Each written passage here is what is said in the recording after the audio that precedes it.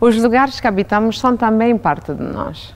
Quando passeio por Luanda, vejo que as mudanças que estão a ocorrer são tão rápidas que deveríamos de questionar-nos se de verdade estamos a ser suficientemente cuidadosos com a nossa arquitetura, com os nossos espaços urbanos, com o nosso património.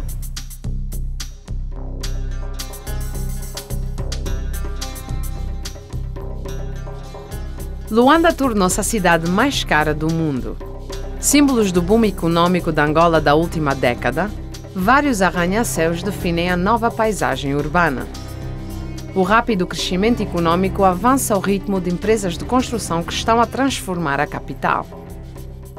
A cidade, fundada há 5 séculos pelos portugueses, tornou-se invisível sob a sombra das novas construções.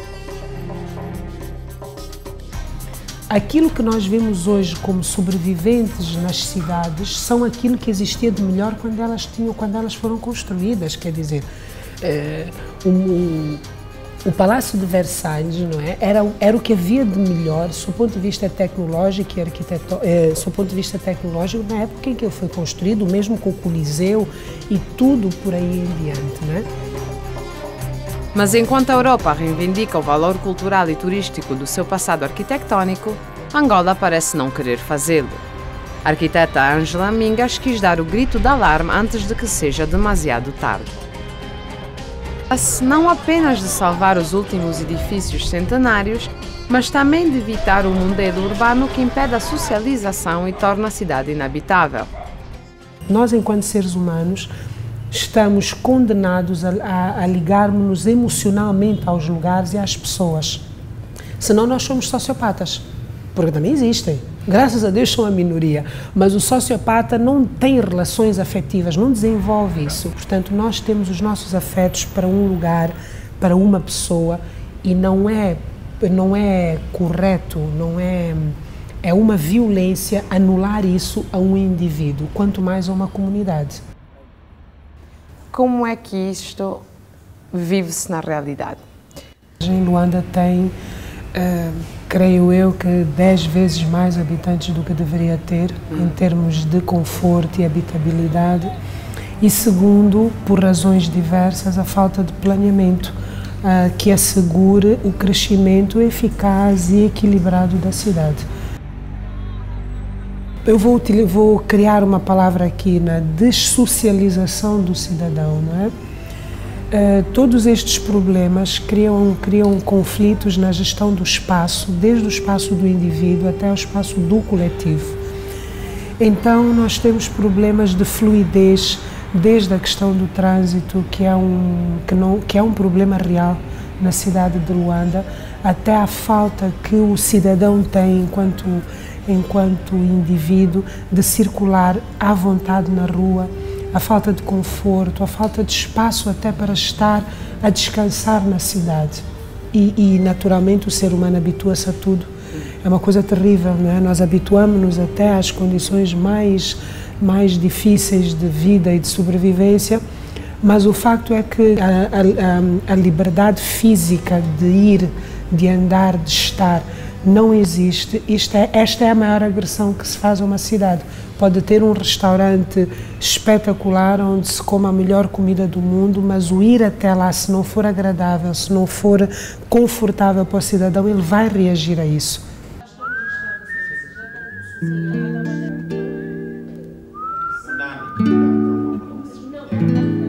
Ângela decidiu que o primeiro passo para deter a degradação de Luanda era consciencializar os habitantes da cidade.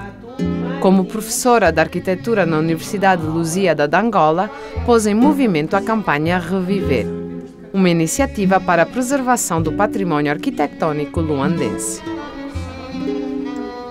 Começou a organizar com os seus alunos workshops e passeios pela cidade para exaltar a riqueza histórica da mesma.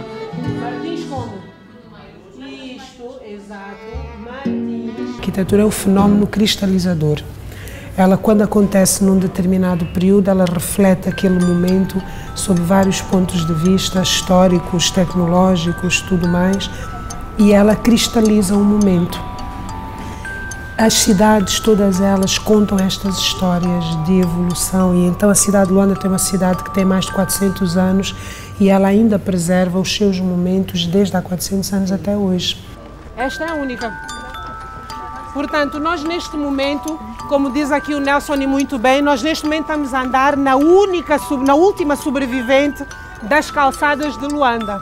Aí é professor, já não dá aulas, mas escreve, faz palestras. E ele fez um livro, a tese de doutoramento dele. Ela tem ali a placa, vocês podem ver ali, foi colocada a placa pelo Instituto Nacional do Património Cultural com o apoio da campanha Reviver. Então, o ser antigo e o ser moderno não significam necessariamente dois fatores em que tenham que se degladiar.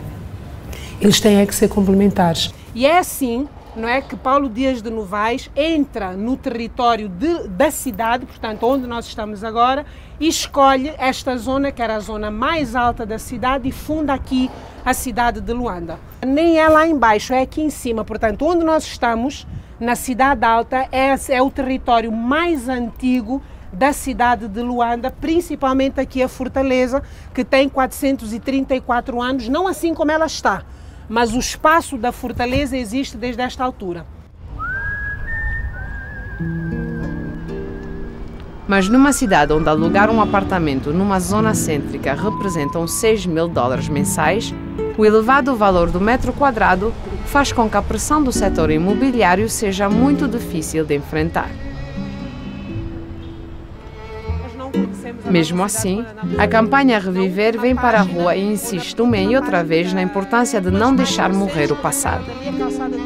Ângela fez soar o sinal de alarme das autoridades, para que estas salvem os últimos vestígios da época da escravidão. Portanto, nós estamos a propor à sociedade formas de dialogar com ela. Não é? Eu não sou guia turístico, não é? Pronto, mas faz bem nós investirmos emocionalmente sabendo que vamos ter retorno. Porque essa coisa também de dar murro em pontas de faca não dá para nada. E então hoje as pessoas já nos conhecem, a polícia já sabe que nós uma vez por mês vamos passar, ok. Então, isso eu estou a falar da polícia porque a divisão da Ingombota é numa antiga casa de escravos. É lindo, quer dizer, está a cair aos pedaços, mas eles já conhecem, o próprio cidadão da rua já sabe que aqueles são os da campanha.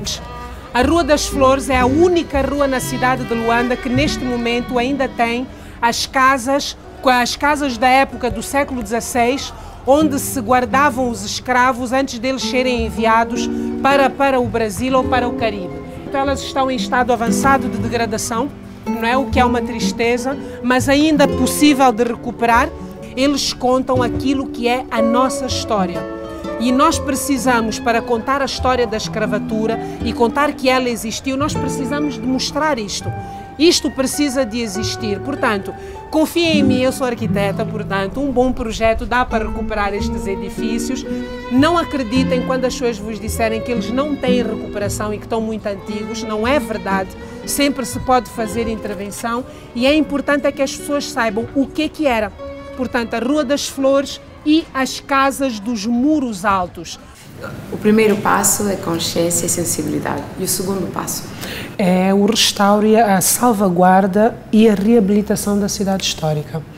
Porque não vai ser possível passar para essa segunda fase sem que a comunidade sinta que estamos a falar, enquanto grupo, não é? Enquanto cidadãos, que estamos a falar de um bem comum. Porque o Centro Histórico de Luanda, não é? É um lugar de história partilhada. E história partilhada entre portugueses, entre angolanos, entre holandeses, entre espanhóis, chineses. Quer dizer, este buraco aqui, não é? Eu digo buraco no bom sentido, onde nós estamos, é um manancial mesmo, não é? Nós já estamos a acordar uma memória coletiva da qual eles também fazem parte. Porque falar do tráfico de escravos, falar de tantas outras realidades que aconteceram aqui nesta zona, neste território do Centro Histórico de Luanda, é uma realidade partilhada, faz parte da nossa memória e é história comum.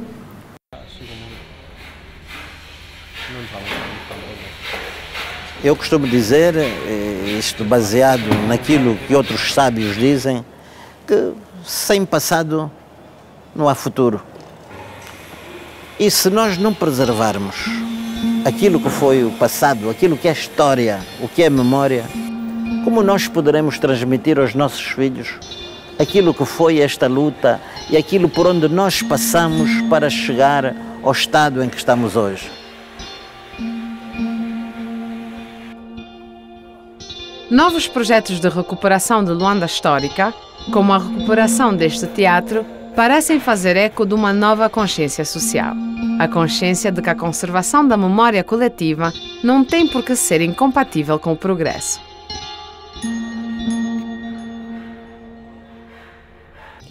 Pensa que é um desafio muito grande conseguir o equilíbrio? Mas que é fundamental fazê-lo, é cumpri-lo, é entrar nesta luta, né? E eu costumo dar como exemplo uma frase de um grande homem, que é o Martin Luther King, que ele dizia que o grande problema não são as ações dos maus, mas sim o silêncio dos inocentes. Então, o dizer não tenho nada a ver com isso, ou não há nada a fazer, para mim é mais agressivo, não é às vezes, do que fazer errado. Porque não há nada que não se consiga, pode não ser à escala daquilo que se pretende. É um ponto de vista utópico mesmo. Não é fácil, isso não é fácil mesmo. Mas enfim, chega-se lá. Então, esta transição para a salvaguarda da cidade, o que se vai salvaguardar? Vai salvaguardar património. Então, o que é este património? É algo que a comunidade tem que pedir e tem que defender. A salvaguarda vai ser um bocado difícil porque ela tem que ser um investimento, tem que ser um manifesto governamental. Portanto, os planos de salvaguarda, o plano urbanístico para qualquer país do mundo é uma ação de Estado, é uma ação do governo, não é uma ação de um cidadão. Então, se nós tirarmos uma fotografia à igreja da Nossa Senhora da Nazaré, o que nós vamos ver é uma desgraçada deste tamanho, com monstros ao lado, quer dizer, que não tem nada a ver. O que a Ângela diria a um jovem que quer fazer alguma coisa para fazer o seu mundo melhor, o mundo que está à volta dele melhor, e acha que não é possível? Eu acho que não ficar à espera dos outros para fazer. Porque essa coisa o medo de não sermos bem-sucedidos tem mais a ver com os outros do que conosco. E então, se nós perdermos esse medo do outro, ou pelo menos ficarmos à espera do outro para fazer, não nos leva a lugar nenhum. Utilizando a máxima de Confúcio, não é? Uma vez li isso num daqueles PowerPoints pavorosos que mandam sempre para enviar a mais 20 pessoas, né? Mas houve um que era sobre a China e então aparecia uma frase de Confúcio que dizia: escolhe uma profissão que gostes e nunca vais ter que trabalhar na vida.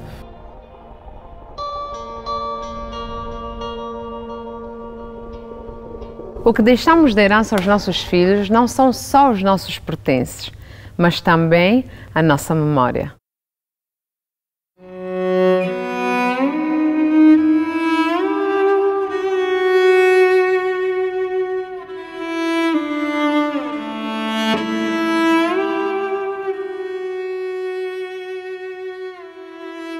O patrimônio cultural dá identidade aos povos.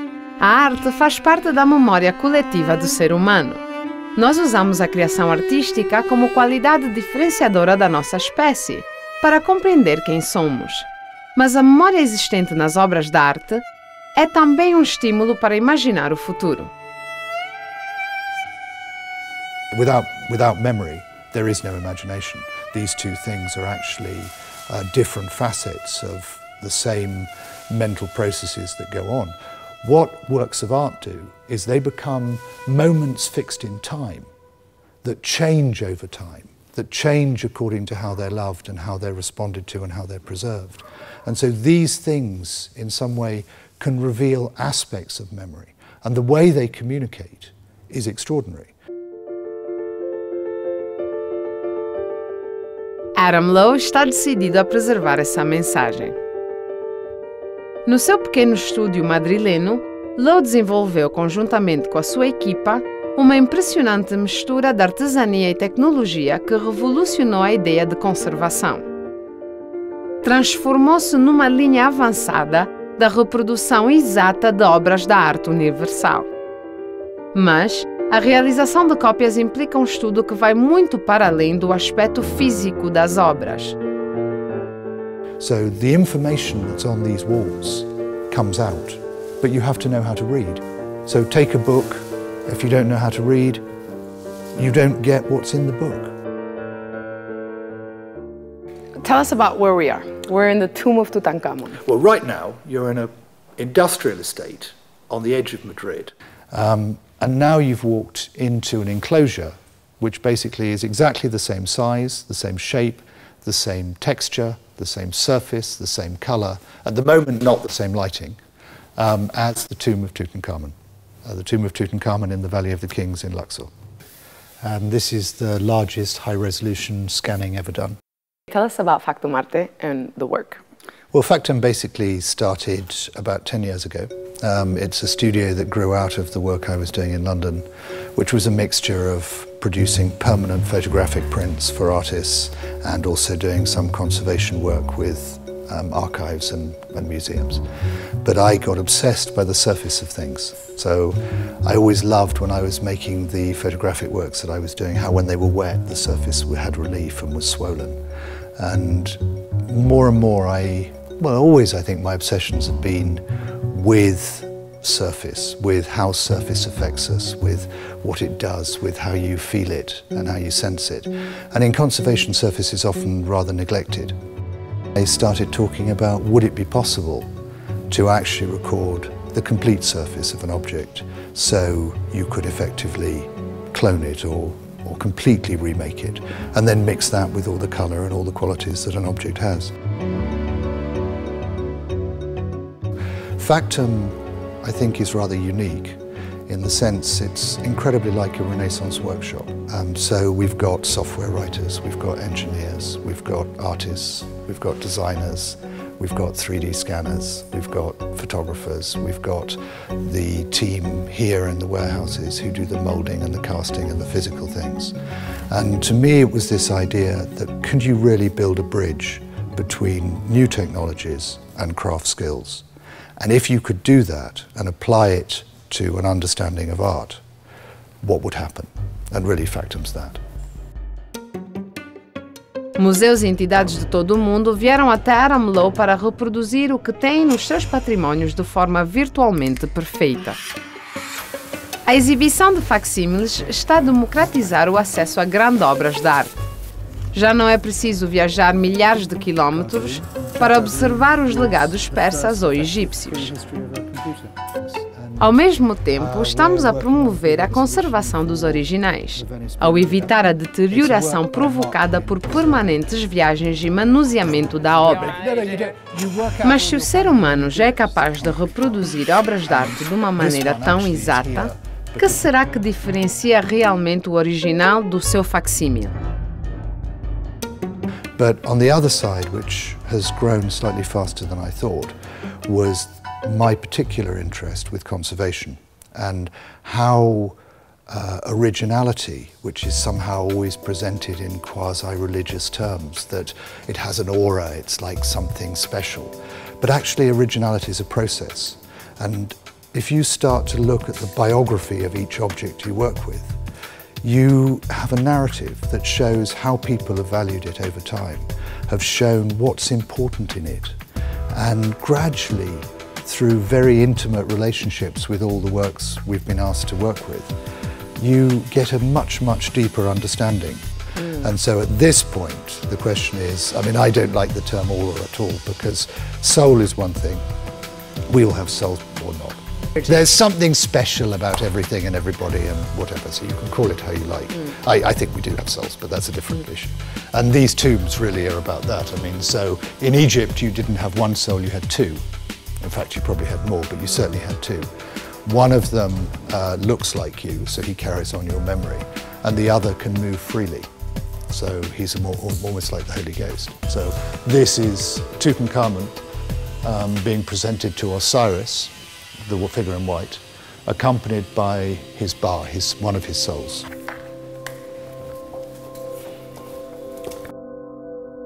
Tell me about how you feel or how you felt the first time you went into a tomb. Oh, well, walking down into the tomb of Seti I, it's awe-inspiring. I mean, especially when you know you're going to be there for a long time, and especially Seti I is closed, so nobody basically gets to see it except a few specialists and a few conservators.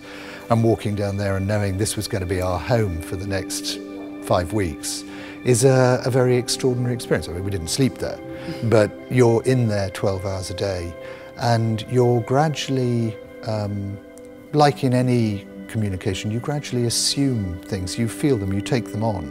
Do you think that that emotional understanding is very important for the success of a facsimile? I think emotional engagement is fundamental to a success of a facsimile. So one of the problems we have with facsimiles, and it's a word that's a rather tricky word because actually it's not quite the right word. What we really want to say is they're remakings. So they're not replicas, they're not reproductions, unless you use reproduction in a slightly cleverer way of something fecund, something full of life. So the one thing we try to establish is that what we do is very close to conservation, and it's not theme park.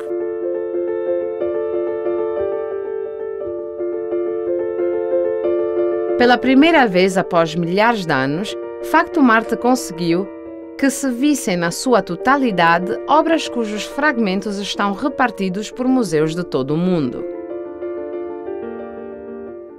Aram Low e a sua equipa viajaram por todo o planeta para depois recuperar no estúdio as obras tal como elas foram concebidas. And so this is really a transfer system developed by, and it can then be transferred onto the wall, printed edge. So this crack here as well. So we basically can map. You can slightly stretch. Why do you think there was an original rejection to the concept or to the idea of a facsimile? Oh, because people had seen so many bad ones. What is the difference between facsimile and forgery?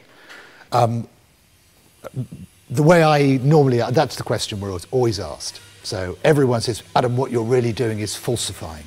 Falsifying has in it some sense of deceit, that somehow you're trying to conceal something. What we're doing is a process of verification, not a process of falsification. So what we're trying to do is reveal why something looks like it does. What we're doing with the facsimiles is the opposite of that. We're putting layer upon layer upon layer upon layer of exact correspondence in order to try and recreate this object so that specialists can study it, so that people can visit it and really understand it more deeply than they can when they visit the tomb in Egypt. Without surface, there's no depth. What is your obsession with the surface of things? What do you think it tells us about us? Yeah, I mean, without surface, there's no depth. And the surface is a part that reveals itself to us. But through looking at the surface of something, you start to reveal its depth. So it's a point of access. If we don't have the surface, we don't see the depth. So you need the two things. And it's actually looking at how something ages, looking at how colour changes, looking at what happens to the binding agents on this wall. And treating the tomb as an object is as important as treating it as a book. So most art historians now judge paintings through reproduction. And our aim is to turn really the vast numbers of tourists who go to see these tombs, and it's really a green argument, if you like, but to turn all of these tourists into a proactive force, because at the moment, 1,000 visitors a day in the tomb of Tutankhamun, it's in trouble. We never touch the original objects. So in all of the recording of this tomb, we never touch the wall. The scanning is three-dimensional laser scanning or white light scanning, very often with the equipment we've designed. The photography, we design not the cameras, but all of the systems to mount the cameras on. The colour recording, all of these things is done without ever touching the surface.